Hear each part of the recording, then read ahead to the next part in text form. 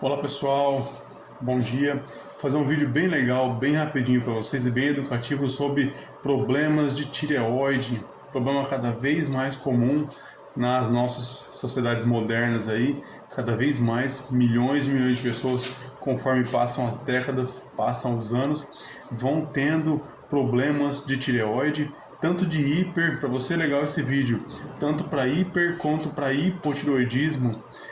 O que acontece? O que realmente acontece? Qual é a visão de que da terapia integrativa diferencia da ciência convencional, né? Que às vezes vocês veem na ciência convencional esses tratamentos bizarros aí que são oferecidos, né? Como retirada de glândula, tratamento com radiação, uso de medicamento pelo resto da vida. Isso é muito sério, né? São diagnósticos às vezes assim feitos assim rápido, a pessoa fica assustada, independente disso pro resto da vida.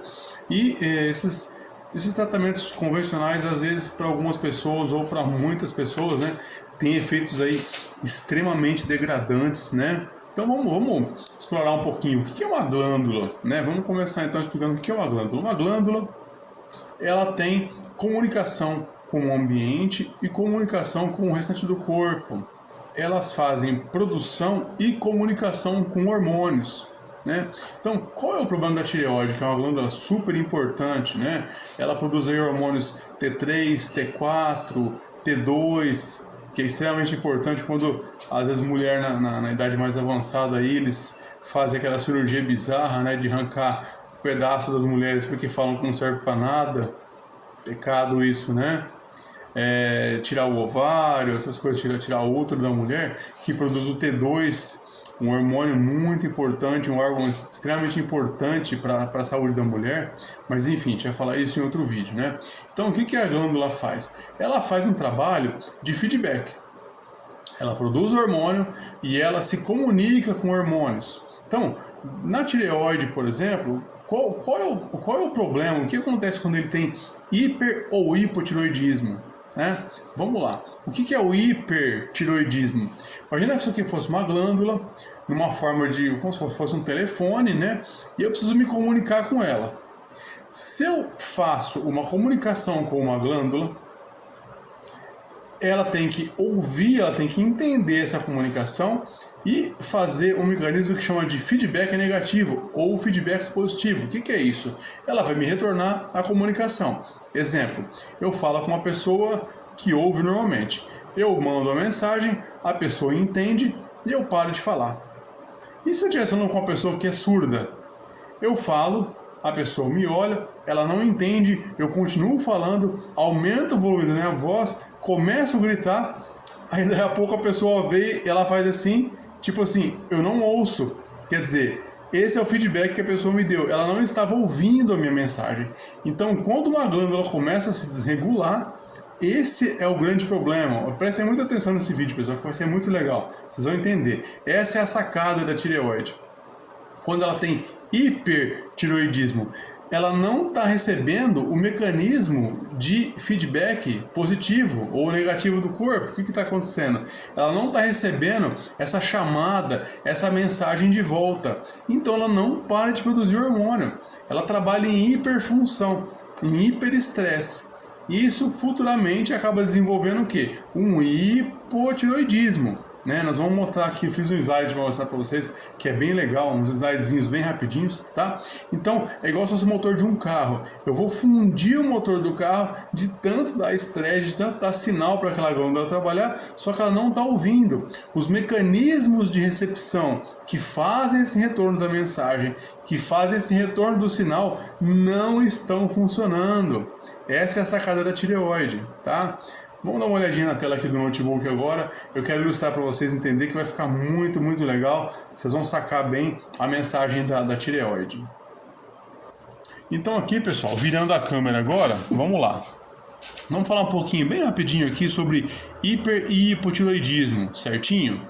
Quais são as diferenças, né? Então, o hipertireoidismo, ele vai fazer o quê? Ele vai aumentar a função da glândula e o hipo é uma função reduzida, uma função deprimida da glândula, né?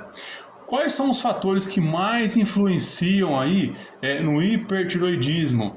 O ambiente e o estresse são fatores assim muito abrangentes para eu falar para vocês aqui. O que é ambiente e estresse, né? O que eu posso entender aqui por ambiente, então? Tudo que eu me alimento, tudo que eu como, tudo que eu uso no meu corpo, qualquer tipo de produto químico, inclusive alimentos, tá? Cosméticos, principalmente em mulheres, vão fazer parte do ambiente. E o estresse? Aquele nervoso do dia a dia, aquela correria, aquela falta de sono e o mecanismo de looping, né, onde você vai se metendo com problemas, preocupações e assim por diante, vai aumentando esse estresse aqui. Então, quando eu aumento o estresse, eu também mexo com outros hormônios que são aumento de adrenalina e aumento de cortisol. O que acontece quando eu aumento a adrenalina e aumento o cortisol? Eu começo a ter falta de sono, nervosismo, ganho de peso, dores articulares. E aí, de tanto estressar esse mecanismo, de tanto estimular essa glândula, de fazer com que ela trabalhe.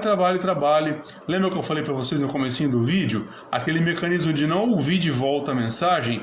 Esses mecanismos que fazem o feedback, que fazem o retorno para que o retorno das funções do corpo, para que a glândula entenda que ela tem que uma hora parar de produzir os hormônios, param de funcionar. Então ela trabalha em estresse, ela trabalha em hiperfunção e com o tempo você acaba como se fosse estressando, fundindo a glândula igual o motor de um carro, né? Estragando aquele mecanismo e ela começa a perder função. Ela começa a criar, trabalhar em em hipoatividade, falta de atividade. O que se chama de burnout. O que é burnout em inglês? É como se eu tipo assim, eu vou cantar o pneu do carro na rua, eu vou burn out meu pneu, eu vou cantar o pneu do carro até ele gastar toda a borracha. Então eu tô burnout, eu tô queimando, eu tô acabando com a glândula por excesso de uso, excesso de função, né? E aí, perda de função ou por excesso de uso. Uma das causas, pessoal, que mais atrapalha, que mais são configuradas para iniciar o processo de hipertireoidismo são os excessos de carboidrato, que logo, o que eu vou fazer? Aumentar muito a produção de insulina, eu vou começar a sobrecarregar o pâncreas e eu vou entrar em processos parecidos com o que? O que o pessoal chama de quadro de diabetes, onde eu trabalho com muita insulina para digerir todo esse carboidrato ou todos esses açúcares que foram colocados aqui. No slide anterior, a gente tem, olha lá, o nervosismo, o estresse, o ambiente e o aumento de cortisol, ele vai fazendo o pâncreas trabalhar, tudo trabalha em excesso, né? E aí, depois desse processo de hiper, né, que eu falei para vocês agora há pouco, a glândula trabalha cansada e ela começa a se desgastar. Quando ela começa a se desgastar no hipotireoidismo, eu tenho o quê? Falha na produção hormonal de funções extremamente importantes aqui, T3, T4, T2. O que o T3, T4, T2, o que eles fazem, além de centenas de funções do corpo? Regulam hormônios que melhoram a massa muscular, desinflamam o nosso corpo, desinflamam as articulações. E aí, quando eu estou dentro desse quadro de hipertireoidismo, eu vou tendo aqui, eu vou tendo a dieta desregulada, eu vou tendo químicos na alimentação. Né? O que eu vou entender por químicos aqui? Esses plásticos aqui, entre aspas, que eu coloquei, são, por exemplo, aquela pessoa que come aquele pão de queijo todos os dias com aquele óleo feito com óleo de soja, né? A estrutura desse óleo de soja ou desses óleos químicos ou ainda colocados em alimento, né? Eles têm uma estrutura parecida com plásticos, eles não são digeríveis, né? Que são o quê? Aquelas gorduras trans que vocês veem muito por aí nos alimentos. E aqui eu tenho adoçantes, corantes, conservantes e todos esses químicos que tem na alimentação artificial, eles vão trabalhar como disruptores endócrinos. O que são disruptores endócrinos? São funções que desregulam as glândulas hormonais, masculino, feminino e mais alguns outros hormônios, fazendo com que o corpo não tenha mais a recepção hormonal adequada. Exemplo, o que vocês veem muito hoje em dia aí? Meninos com o peito como se fosse um mamilo com tetinha, quadris largos, né? Aquele acúmulo de gordura abdominal, aquele acúmulo de gordura no quadril.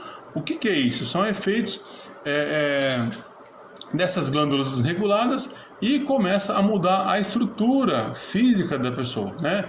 Então, ó, de novo, para finalizar ali, ó, com conservantes e com pesticidas, né? E aí esses hormônios aqui não tendo recepção adequada, esses hormônios aqui bastante importantes começam a não ter onde se ligar, eles começam a perder a sua função. E aí, como eu estava falando para vocês de novo agora, olha lá, ele altera as glândulas. Então, quando eu desregulo os hormônios, quando eu altero glândulas e eu tenho falta desses hormônios aqui no hipotiroidismo, eu começo a ter problemas de úteros, ovários, mamas, eu começo a ter os cistos. E aí? O que eu devo fazer? O que eu vou fazer com esse quadro todo aqui, né? Eu preciso fazer uma avaliação do meu paciente, eu preciso fazer uma anamnese e eu preciso colocar no tempo, na linha do tempo dele, nesses fatos, o que começou a acontecer primeiro, né? Começou a acontecer o hiper ou começou a acontecer o hipo? Quais são os eventos de estresse que ele teve na vida? Por quais problemas que essa pessoa passou? Ela perdeu o trabalho? Ela perdeu um ente querido na família? Ela sofreu um relacionamento traumático? Ela mora em algum lugar, uma região da cidade que está muito estressante para ela? Ela foi abusada? Ela foi assaltada? Algum evento muito traumático? Ou mesmo a correria ou o estresse do dia a dia? Que vão entrar tudo aqui dentro, nesse processo de investigação. Então, pessoal, vocês conseguem perceber como é sério fazer diagnósticos apressados e ou mal feitos na área da saúde? É por isso que na área da saúde integrativa a gente demora um pouco mais, a gente faz um diagnóstico um pouco mais complicado e trabalha sempre no 100% natural, né?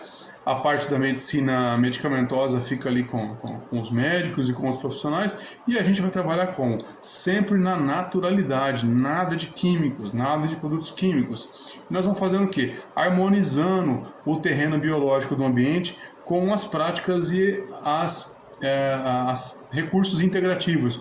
Quais são eles? Chás, dietoterapia, organização do dia a dia do paciente, identificando o que a pessoa usa no corpo, o que a pessoa coloca para dentro na casa dela, o ambiente como está, onde ela vive, se ela tem contato com produtos químicos e às vezes nem imagina que é por causa disso, o que ela usa, por exemplo, para às vezes no quarto para dormir, objetos às vezes até como, por exemplo, Wi-Fi, telefone celular que ficam do lado.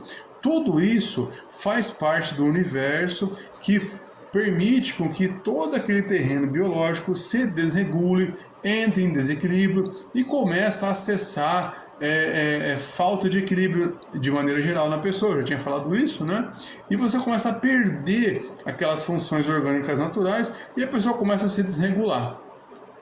Eu falei um pouquinho para vocês ali atrás sobre as glândulas, né? Muito sério hoje em dia, que é muito comum. Cada vez que passam as décadas, vocês veem aumentar mais esses casos graves de câncer, casos de cisto de ovário, né? Hoje em dia, as pessoas não conseguem facilmente, casais não conseguem engravidar, o homem tem uma baixa contagem de esperma, a mulher às vezes também tem problemas aí menstruais, problemas de ciclos menstruais.